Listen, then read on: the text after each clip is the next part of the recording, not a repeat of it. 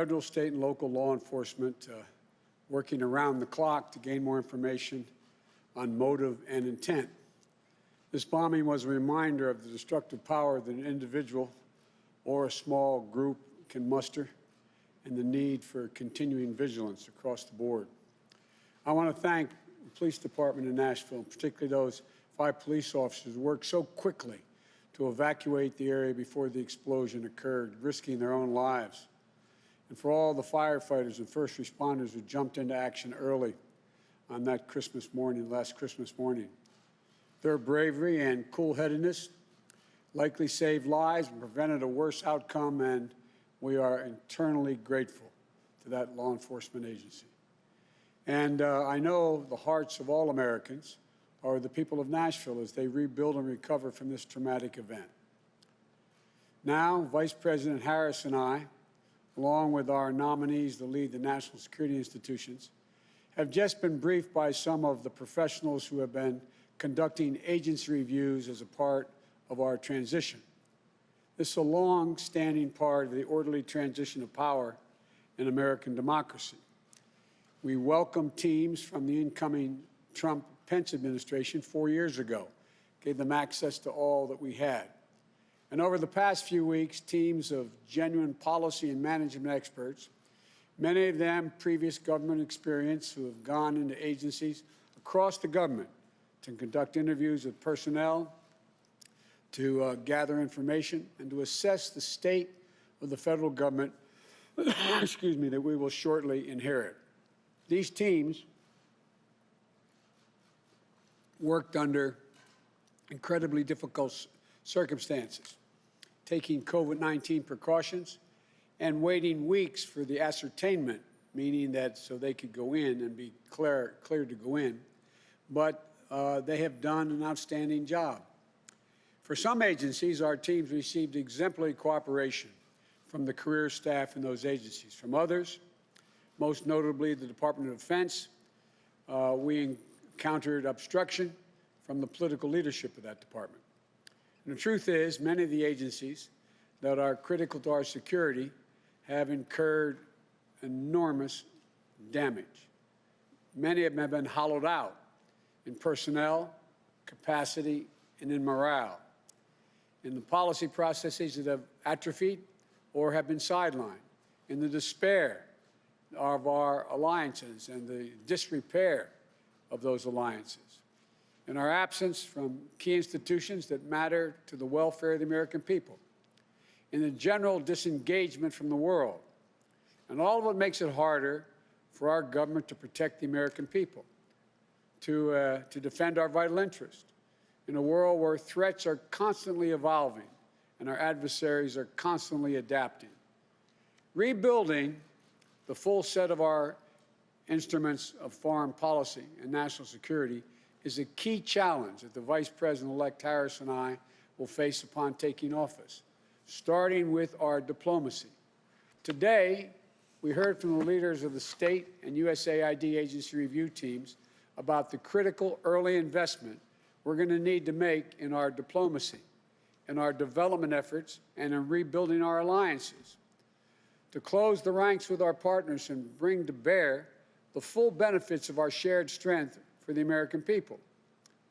When we consider the most daunting threats of our time, we know that meeting them requires American engagement and American leadership, but also that none of them can be solved by America acting alone. Take climate change, for example. The United States accounts for less than 15% of the global carbon emissions. But without clear, coordinated, and committed approach from the other 85% of the carbon emitters, the world will continue to warm. Storms will continue to worsen. Climate change will continue to threaten the lives and livelihoods, and public health and economics of our existence and literally, the very existence of our planet. We've learned so painfully this year the cost of being unprepared for a pandemic that leaps borders and circles the globe.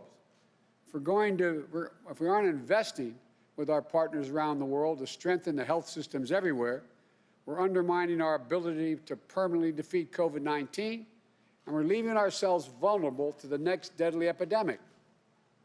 And as we compete with China to hold China's government accountable for its trade abuses, technology, human rights, and other fronts, our position will be much stronger when we build coalitions of like-minded partners and allies that make common cause with us in defense of our shared interest and our shared values.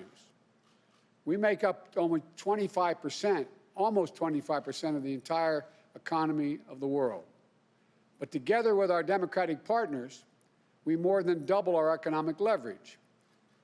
On any issue that matters to the U.S. and China relationship, from pursuing a foreign policy for the middle class, including a trade and economic agenda that produces and protects American workers, our intellectual prosperity and the environment, to ensuring security and prosperity in the Indo-Pacific region, to championing human rights, we're stronger and more effective when we're flanked by nations that share our vision and the future of our world.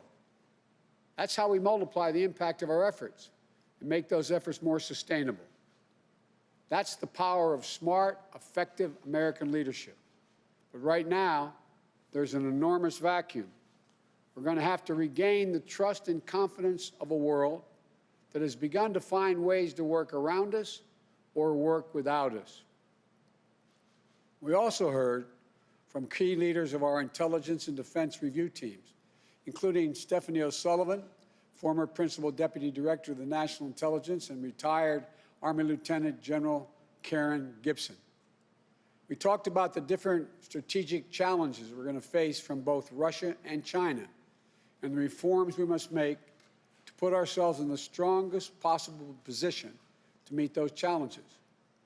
That includes modernizing our defense priorities to better deter aggression in the future, rather than continuing to overinvest in legacy systems designed to address threats of the past.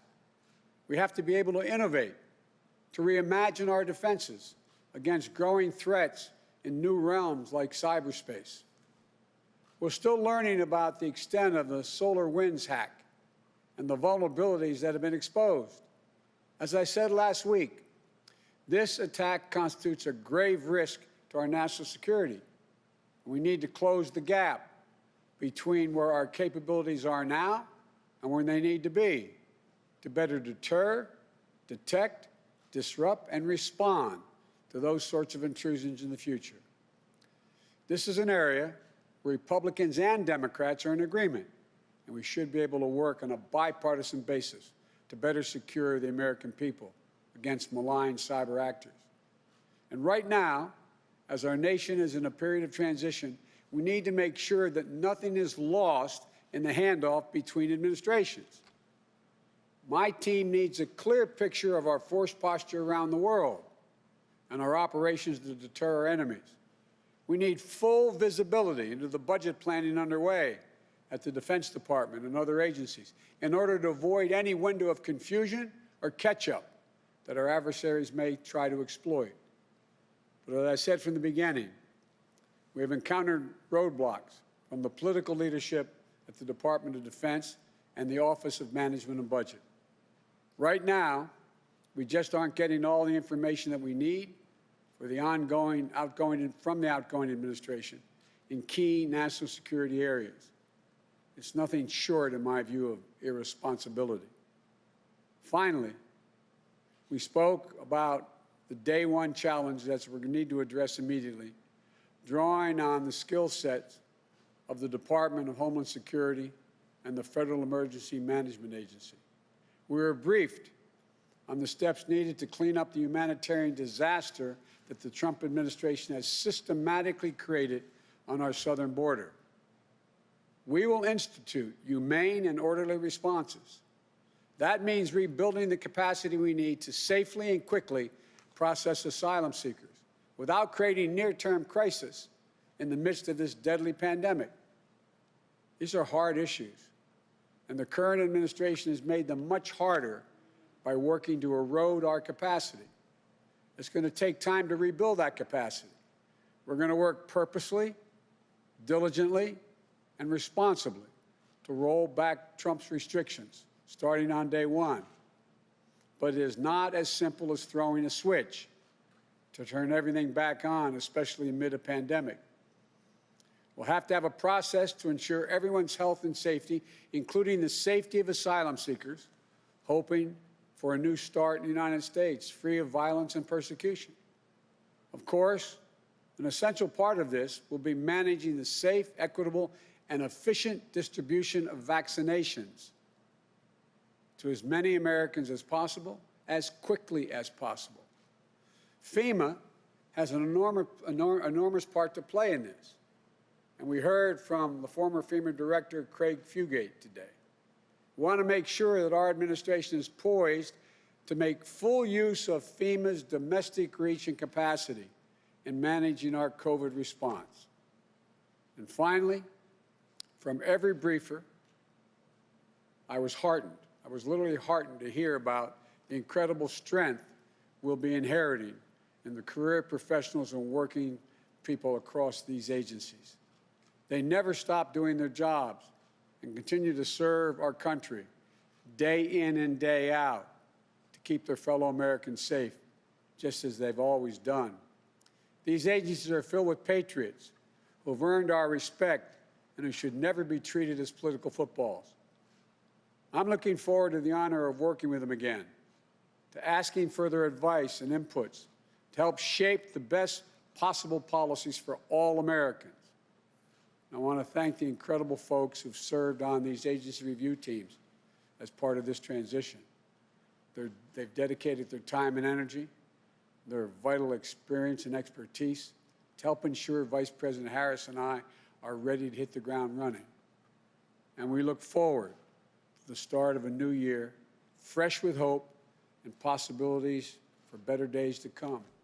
But clear-eyed about the challenges that will not disappear overnight. I want to reiterate my message to the American people. We've overcome incredible challenges as a nation, and we've done it before, and we will do it again.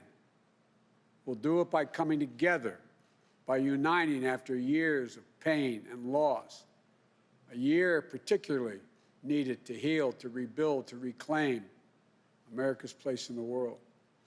This is the work that lies ahead of us, and I know we're up to the task.